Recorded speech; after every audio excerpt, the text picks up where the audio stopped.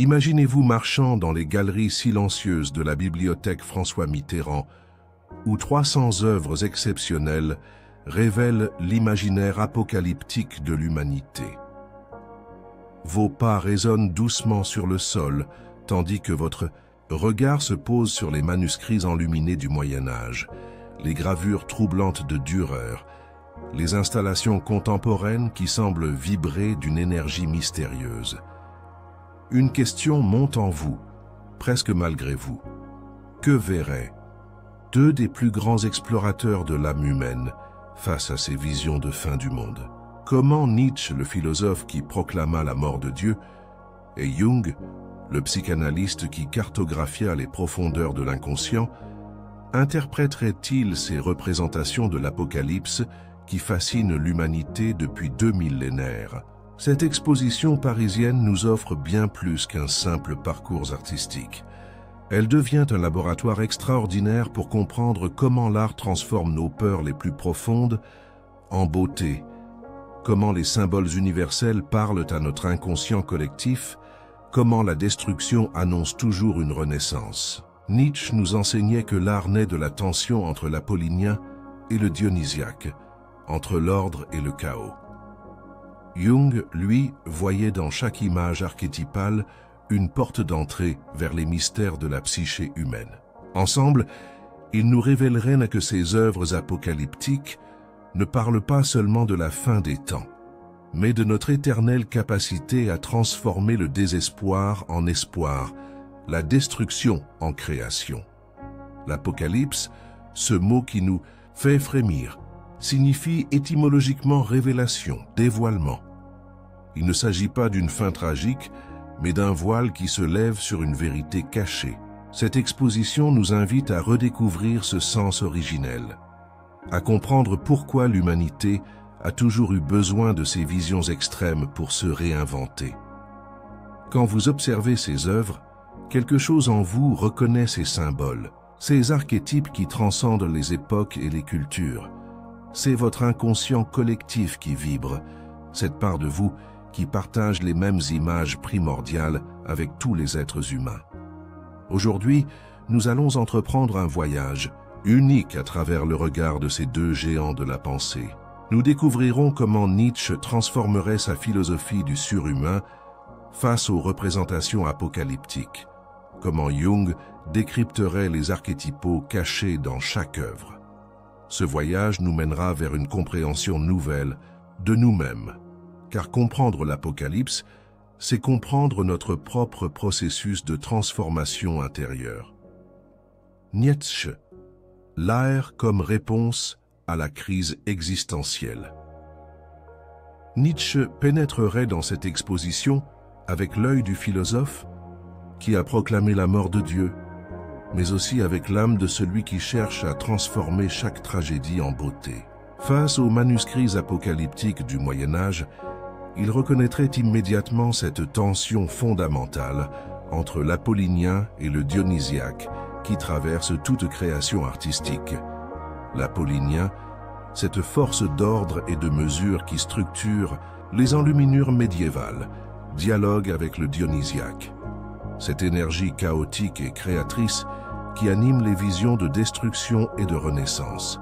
Pour Nietzsche, ces œuvres ne seraient pas des témoignages de peur, mais des actes de courage créateur face au vide existentiel. La transformation du terreur en beauté constituerait le premier enseignement que Nietzsche tirerait de cette exposition. Chaque gravure de Dürer représentant les cavaliers de l'Apocalypse, chaque installation contemporaine évoquant la fin des temps, révèle cette capacité uniquement humaine de sublimer l'angoisse en art. Nietzsche y verrait la preuve que l'homme peut créer ses propres valeurs, même face à l'effondrement de tous les repères. Cette alchimie artistique transforme la destruction en matière première de la création, le désespoir en élan vital. L'artiste apocalyptique devient ainsi un précurseur du surhomme nietzschéen, celui qui ose regarder l'abîme sans détourner les yeux et en faire jaillir une œuvre d'art. L'amor fati, cet amour du destin que prônait Nietzsche, trouverait dans ses représentations apocalyptiques son expression la plus pure. Aimer son destin, c'est accepter que la destruction fasse partie intégrante du processus de création. Ces artistes qui ont peint, gravé, sculpté l'Apocalypse nous enseignent à embrasser même les aspects les plus sombres de l'existence humaine. Ils nous montrent que la Renaissance naît toujours des cendres de ce qui précède. Nietzsche reconnaîtrait dans cette acceptation créatrice de la fin des temps une sagesse profonde, celle qui comprend que chaque fin annonce un nouveau commencement, que chaque mort symbolique ouvre la voie à une renaissance spirituelle. La critique du christianisme que Nietzsche développa tout au long de son œuvre prendrait une dimension nouvelle face à ces représentations apocalyptiques. Il y verrait non pas la confirmation d'une morale de la culpabilité, mais au contraire, la possibilité d'une spiritualité créatrice qui transcende les dogmes. Ces artistes ont osé représenter l'impensable, donner forme à l'informe, beauté au chaos. Ils ont ainsi libéré l'art de sa fonction moralisatrice pour en faire un instrument de transformation personnelle et collective. Carl Jung. Archétype. Conscient collectif. Jung déambulerait dans cette exposition avec l'œil du cartographe de l'âme, reconnaissant dans chaque œuvre les symboles universels qui habitent notre inconscient collectif depuis la nuit des temps. Face aux manuscrits enluminés représentant la bête de l'Apocalypse, il y verrait bien plus qu'une simple illustration religieuse. Il découvrirait l'archétype de l'ombre collective, cette part sombre de l'humanité que nous préférons projeter sur l'extérieur plutôt que de la reconnaître en nous. Ces images apocalyptiques ne seraient pas pour lui des prophéties littérales, mais des cartes routières vers les profondeurs de la psyché humaine, des invitations à explorer les territoires les plus reculés de notre être intérieur. Les symboles universels qui parsèment cette exposition révéleraient à Jung la permanence de certaines images archétypales à travers les siècles et les cultures.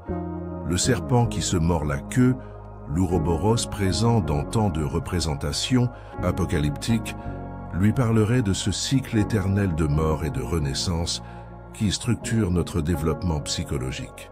Les 4 cavaliers de l'Apocalypse évoqués par Dürer résonneraient avec les 4 fonctions psychologiques qu'il a théorisées: la pensée, le sentiment, la sensation et l'intuition.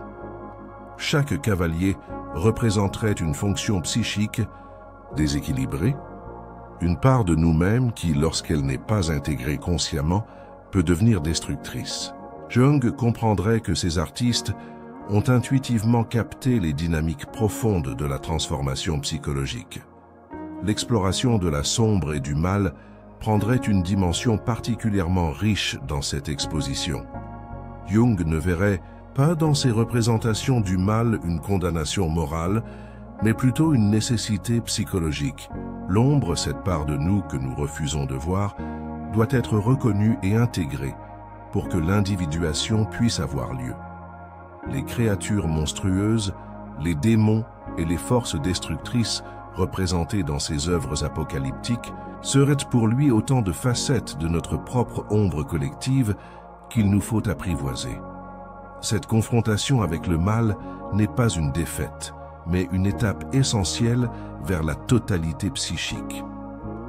La catastrophe et la rénovation constitueraient le cœur de l'interprétation jungienne de cette exposition. Chaque scène de destruction cosmique révélerait le processus d'individuation. Il faut que l'ancienne personnalité meure symboliquement pour qu'une nouvelle puisse naître. Jung reconnaîtrait dans ses visions apocalyptiques les mêmes dynamiques que celles qu'il observait dans les rêves de ses patients en période de transformation profonde. Prenez un instant pour réfléchir. Quels symboles de votre propre vie résonnent avec ces images universelles? Partagez en commentaire quel archétype vous interpelle le plus dans votre propre processus de transformation. N'hésitez pas à vous abonner à notre chaîne pour continuer cette exploration des profondeurs de l'âme humaine. Philosophie, nihilisme, révolution et existence. Le nihilisme et la recréation formeraient le cœur de la réflexion philosophique que susciterait cette exposition. Nietzsche, face à ces représentations apocalyptiques, y reconnaîtrait l'expression artistique de sa propre intuition. Quand les anciennes valeurs s'effondrent, quand Dieu meurt symboliquement, l'humanité se trouve face à un vide vertigineux qui peut soit la détruire, soit la libérer pour créer de nouvelles significations. Ces œuvres apocalyptiques ne seraient pas pour lui des lamentations sur la fin du monde, mais des célébrations de la possibilité de recommencer. Chaque manuscrit enluminé montrant la destruction de l'ancien ordre révèle simultanément l'espace vierge où peut naître le nouveau.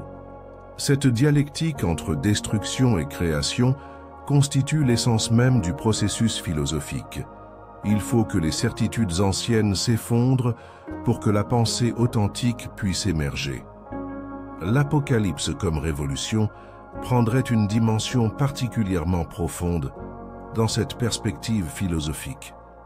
Ces artistes qui ont osé représenter la fin des temps ont accompli un acte révolutionnaire. Ils ont libéré l'imagination humaine de ses chaînes conceptuelles.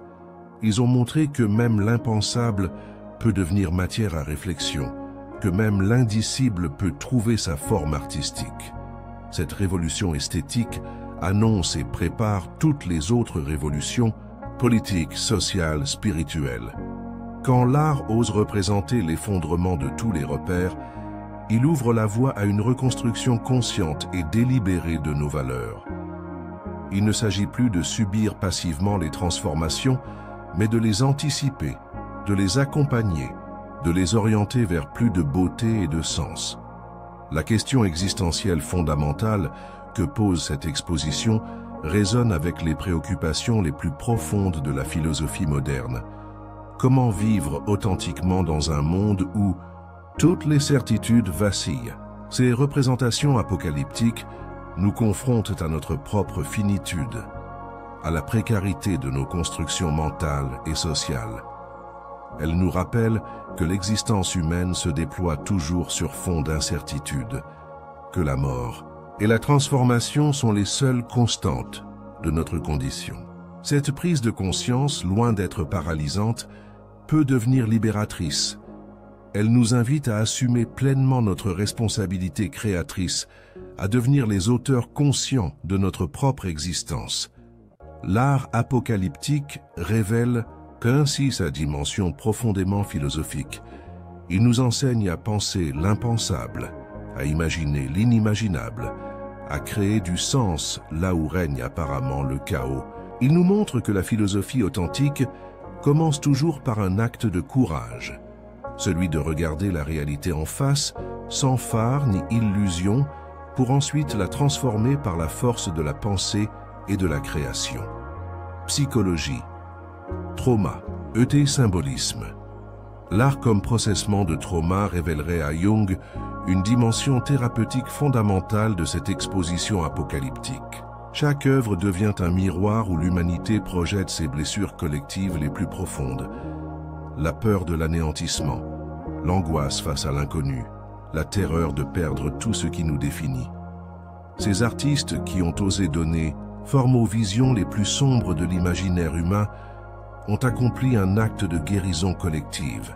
Ils ont transformé l'indicible en image, l'impensable en beauté, permettant ainsi à des générations entières de spectateurs de reconnaître leur propre peur sans en être submergés. Cette alchimie artistique opère une catharsis profonde.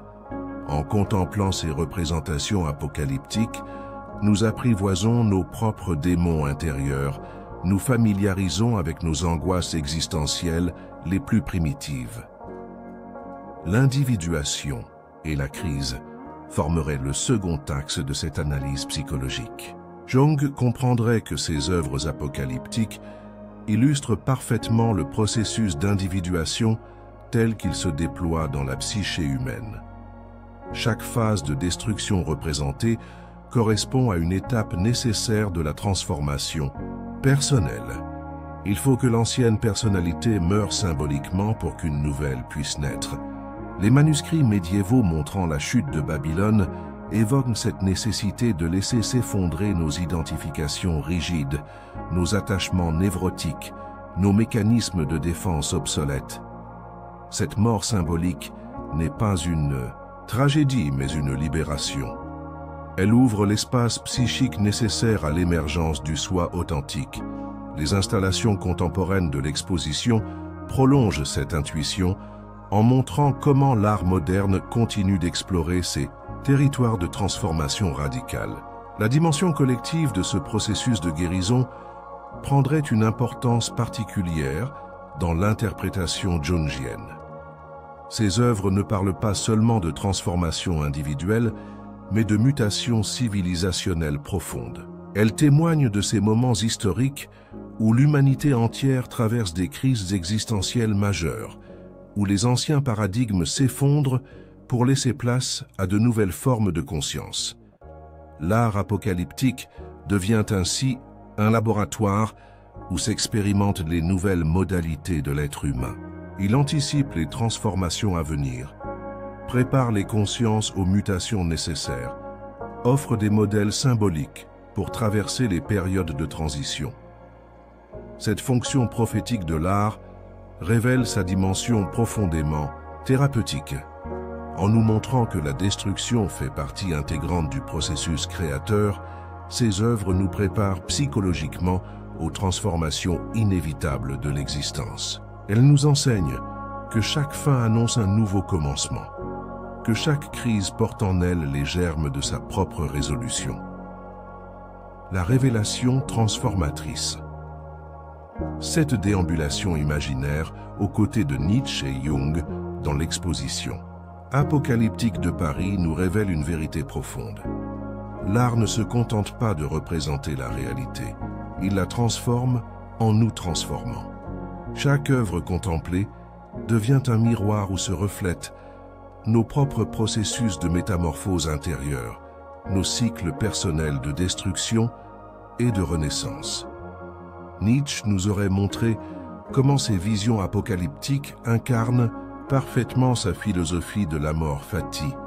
Aimer son destin, c'est accepter que la destruction fasse partie intégrante du processus créateur. Jung, lui, nous aurait révélé comment ces images archétypales parlent directement à notre inconscient collectif, activant en nous des mécanismes de transformation qui dépassent notre compréhension rationnelle. L'exposition devient ainsi un laboratoire de l'âme où s'expérimentent de nouvelles modalités d'être au monde. Ces manuscrits enluminés, ces gravures de Dürer, ces installations contemporaines nous enseignent que chaque fin annonce un nouveau commencement, que chaque crise porte en elle les germes de sa propre résolution.